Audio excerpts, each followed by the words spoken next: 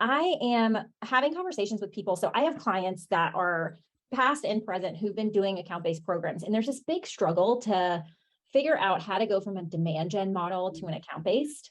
And when I think about that, I know that you've lived that. And I wanted to, I wanted to pick your brain about some stuff. I'll start by just asking you a little bit about yourself. Let's do a little intro. Sure. Yeah. So my name is Laura. I've been working in the field demand space for most of my career. I focus on events really early on in my career, doing a variety, right, from trade shows to ski promotion events. I've kind of lived it all. Pretty unconventional career path.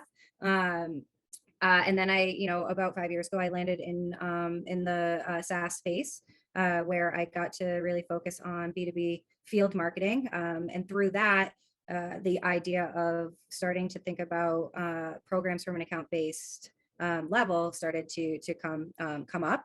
And so really started to hone in on that and found I love the idea of like going beyond just a lead gen strategy and really thinking about the account and as a whole. And there's so much more to an account and to their buyer's journey than just the leads that you're capturing. Mm-hmm. And so started to figure out how to bring ABM into a field plan, right? A field strategy as a whole. And so that's sort of where I've taken my career. And now I'm at a company called Verge Sense, where I'm really heading up developing an account-based strategy for not just marketing programs, but for the company as a whole. So making sure that sales thinks from an account-based perspective as much as marketing does. Yeah. So thanks for the intro, Laura. And I have so many questions around how you thought about starting an account-based program. There's so many marketers out there that are in demand gen roles that see the value of an account-based plan, but there's so much to it. There's questions like operationally, how in the world do you actually launch an account-based program? Do you start with the notion of a one-to-one and do the really personalize what everybody thinks of as ABM, or do you do something more scaled, like a one-to-many kind of approach? Like, how did you start thinking about it? Yeah. So, my belief is that everyone's kind of been doing one-to-many already, right? So one-to-many, I couldn't agree with you more. Yeah, is just targeted marketing, right? And so if you have a demand strategy, you're likely already doing one-to-many account-based marketing, right? So it was taking the notion of that as, well, who's engaging in our content, who's engaging on our website, and trying to pair that with like, who's our ideal customer profile. So, ABM, first of all, like, don't start anything until you've kind of done your homework around the operations of things. Like, who should you be targeting? Are there themes? A really easy way is keep it simple when you're first starting out, right? So it could be as simple as going through an ICP exercise with your sales team, and whether it's an intensive ICP exercise, or if it's as simple as alignment, right, with sales leadership on who your top prospect or customer accounts might be, and starting there, right? So especially if you're looking at customer accounts, like, hey, this is our ideal customer profile. Like, we won this account. Why did we win this account, right? And starting to deep dive. It's sort of like a win-loss analysis. Yeah, win-loss analysis. Like thinking about that. Are there industries right now that are doing better than others? And kind of, then you have this notion of, hey, maybe the theme is around, a vertical, and starting there. I recommend starting small, right? And so don't take more than you can chew, because you're going to have to measure and refine and before you can start to think about scaling your programs. A lot of folks that I know actually started by focusing on customer expansions, right? And so you already have the relationship. It's a really easy way to sort of figure out what works from an account-based level. I did the opposite. I was like, nope, let's go with our top prospect accounts and see if we can break in. And then, setting why, right? It's because we're lead gen demand focused. Absolutely. And that's what we're gold on. Yeah. And like 100%, especially when you're gold on contributing to pipeline and new business, of course, that's what you want to start with. Yeah. But I agree with you so much that it's so much smarter to go from a customer, expansion. Yeah. So people who are dabbling into it, but they're not sure where to start, I actually, that's a great area to kind of start to think about, because at the very least, you're going to get information of who your customers are to develop your ICP. And by the way, like we were talking about win-loss analysis and developing ICP, I feel like there's a lot of marketers that I've heard be like, oh, well, I don't have the data to do that. I don't have like the resources to pull that data. You can do that yourself. Oh, You can go yeah. into Salesforce and pull it and do some Yeah. pivot tables and figure out where you Yep, win. and where you lose. 100%. Yeah. And I don't like tech stacks are great, right? And tools are Yeah. awesome, but it's almost like don't rely on technology to do some of the foundational work, because you do miss a lot of a lot of like this is really what's working and what's not. Yep. And so I think as long as you have a CRM system and an automation tool, Yeah. I think you're in a good place, right, to start to pull out trends. And that's sort of how I started down my ABM path, was is looking at those trends and saying, all right, thinking about it more from how do you align your marketing programs with sales and what Mhm. they're doing in terms of outreach and trying to drive, their own pipeline. So, I think a big takeaway is don't think of ABM as, it shouldn't be account-based marketing. It's account-based marketing and sales, right? And so Yeah. currently at Verge Sense, we're an account-based strategy, right? And so it's not about whether it's a marketing program or a sales program. It's we are aligned at the top to say we are prioritizing our ICP account list, and we've graded, our top accounts to be able to say, these are the ones that we're going to prioritize in all of our sales outreach and, inbound, outbound, whatever it might be. That's our strategy, and that's our go-to-market like foundation. And do I you think guys that's a have a huge, handshake on, like, is there, because aligning on target account list, in my opinion, that's the hardest thing for marketers when it comes to account based. Yeah. It's so And hard because you've got sales and marketing are both like, no matter how aligned you say you are, yeah, like you're for both sure. in a vacuum, especially Yep, working from 100%. home. And So it's yeah, hard. I don't think there's a golden solution to that, right? You're always going to run into the sales rep that disagrees with you on who you're selecting. Yeah. So I always start with like trying to loop them in from the beginning. So so that they feel like they've been included in the conversation. Yeah. So as I'm developing some of our ABM strategy now, I got feedback from the get-go from our sales leadership on how they feel about the current ICP. And we're actually making shifts to it to kind of accommodate and expand our reach. And that is to bring more of that buy-in from your sales team. And so having sales as part of those conversations from day one is I think the piece to potentially having success with ABM, because your sales team feels included, right? And so like at the end Totally. of Like the they day, matter, like they're not just being handed down an account yeah, list. they're not, they weren't just assigned something, they chose that account. I think when you're starting off in ABM, that's a really smart move. I think as you look to scale, it's more or less like this is the criteria, and sometimes accounts that sales want doesn't meet that criteria. So it's learning how to communicate that to them in a way that they understand. Yeah. I've also learned, right, with sales, they accounts that they're prioritizing one quarter, they completely deprioritize the next quarter. So like Yeah. socializing from the get-go that account-based marketing isn't like a single program. It's a, long-term investment on how you kind of go to market. And so they can't expect to have an opportunity generated after one quarter. So they need to commit to that account for the year, right? And they can't say, well, I can't break in, so we're moving on to a next. So Yeah. kind of I feel having like those that's really expectations. common too. Yeah, Because 100%. yeah, because, and I feel like there's this notion of like time boxing, and some people will say one quarter, like it's the whole idea of whether like chicken and egg with intent versus choosing accounts and how you rotate in new accounts based on intent. So you have your intent coming, people bubbling up, and then you've got, your account list that you're marketing to and pitching through sales. And yeah, some of those people will bubble up through intent, but some of them won't. Yep. And so how often do you recycle or like? Yeah, that's a great question. I think something that I'm looking into right now is honestly because of reasons like that, right? And intent bubbles up over time, but it's not the full picture. Certain people could be really engaging in your content, but maybe they're not the right persona that you thought. And so coming up with this idea of like almost looking at the funnel from two perspectives. So you have your lead gen funnel, right? Your traditional waterfall funnel, but you also have an ABM funnel. So you're looking at key like triggers or key trends in the account as a whole to say, all right, like X number of people are engaging on this type of content from the same company.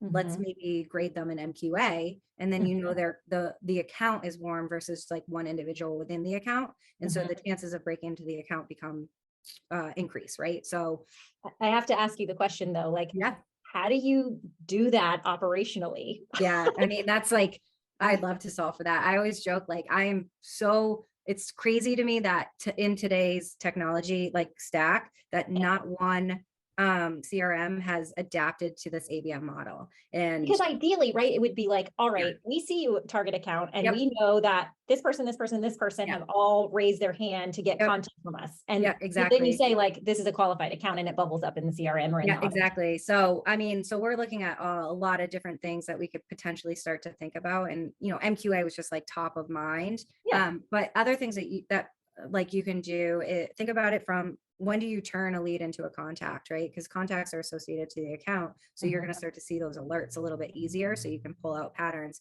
So do you create a contact within your CRM earlier on in the process than maybe you do currently? And so I think the biggest thing is like test right what works and what doesn't, and then make those refinements for you, because I personally believe it's all in what you want to report on for your ABM initiative in general, and everybody's slightly different, right? Like, you know, if you're reporting solely on increased engagement, I mean, you're really looking at key metrics like you know, number of clicks and website track, you know, increased website visits, and you know, what's bubbling up in maybe in your intent tool, versus if you're like, you have hard KPIs around like increased conversion rates and generating new business, and you know, lowering the amount of time it takes to close a deal, right? That velocity. I think you have to look at it, okay, like if those are my key KPIs, how do I measure on that?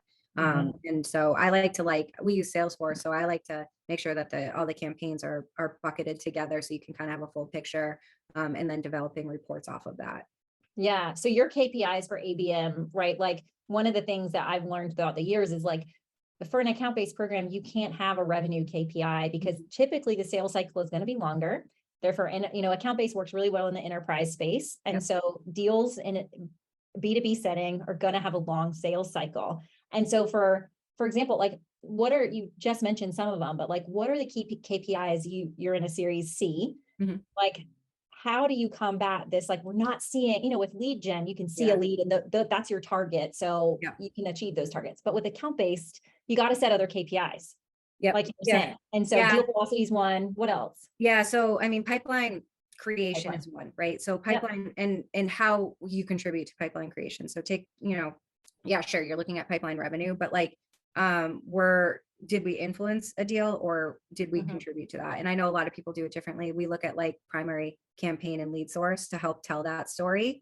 But I think also you got to take into consideration that people need to almost say, all right, it's okay if I'm looking at like this individual lead, or did I improve my MQL like conversion? Because you can track it through attribution of the campaign success. So say all of a sudden your MQL conversions increased, like maybe they went from, you know, 20% to 30%.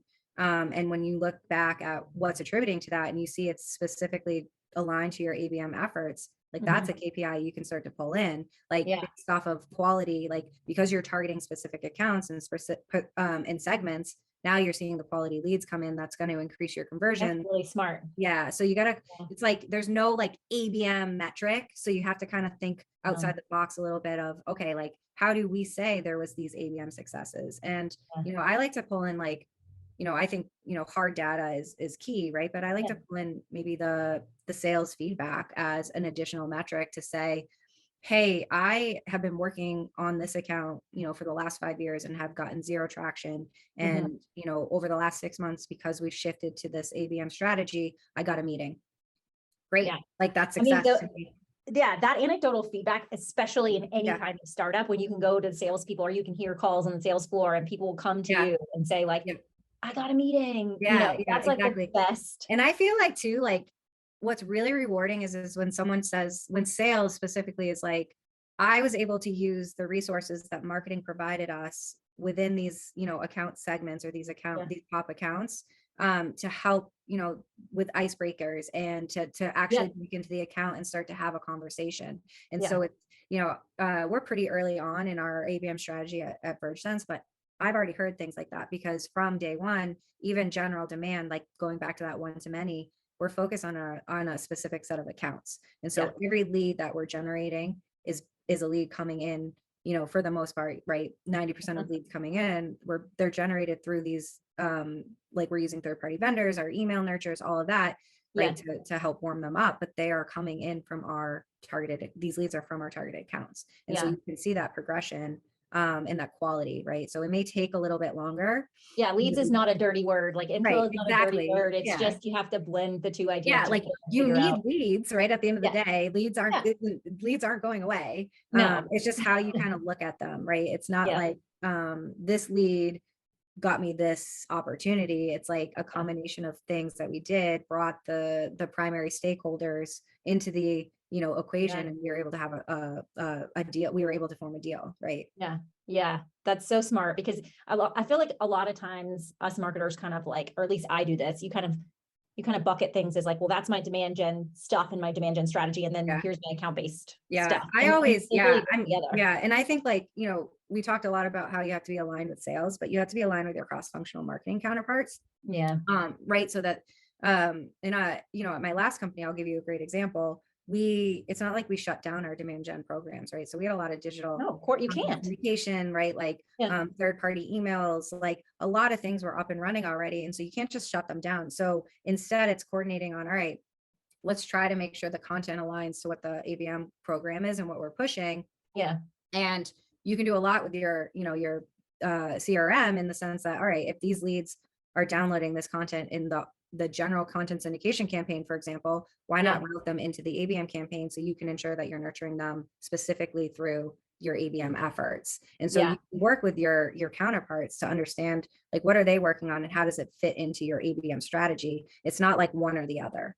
Yeah, no, that's so smart. What tactics have you been seeing really work recently? Like, and it can be like a mix of things. I'm just curious if there's anything new that people are doing out there that Yeah. I haven't thought of. I don't know if there's anything new. I think it's just on like how you optimize some of the things that have been, for me, for example, like how like I came from Series C, right? There actually wasn't a lot of programs up and running when I came. So being able to think, okay, like we need to get the foundation. Let's make sure that we're doing, a certain number of webinars a quarter that tie back to the themes. Let's make sure that we have a plan in place to, if we're generating net new leads with, say, these top of funnel programs like content syndication, what's the nurture program going to look like? How do you warm them up? And then, my favorite is outside of like events, what else can you do that's kind of not digital? And that's, think about it from, it's hard right now because people aren't in the office, but what types of direct mail campaigns can you use? So like what gifting platforms are out there now, right? That can adapt to the landscape of hybrid environment, right? And so I think it's thinking of it, not individual tactics, but what's the full holistic view of the full funnel, right? And what are you doing in each phase of that funnel to help drive those conversions? And, so like my favorite is you warm them up at the top through, traditional demand gen tactics like email nurtures and content syndication. Custom landing pages are really fun to do, right? So that you're driving them to specific content that we know that they are researching. Yeah. And then using that later to then say, hey, I have this gifting platform. I'm going to try to snag a meeting with them through this gift incentive and seeing the fruits of that, because they're hitting them when they're ready to research and buy. They're not hitting a cold lead. And I think that's looking at ABM. It's not about an individual tactic that works. It's about all of them and how you work together to warm that lead up. Yeah. Yeah. Yeah. Well, I feel like we've been talking for an hour, but we haven't. I've learned so much. I feel like these conversations are just gold because it reaffirms the knowledge that I have. And then I get to ask questions about things that I'm not, as, fluent in. So absolutely. Thank you so much for helping me out, Laura. Yeah, Carey, thanks for inviting me to join. I love having marketing conversations and super passionate about, being very strategic and what you do from a program perspective. So this was fun.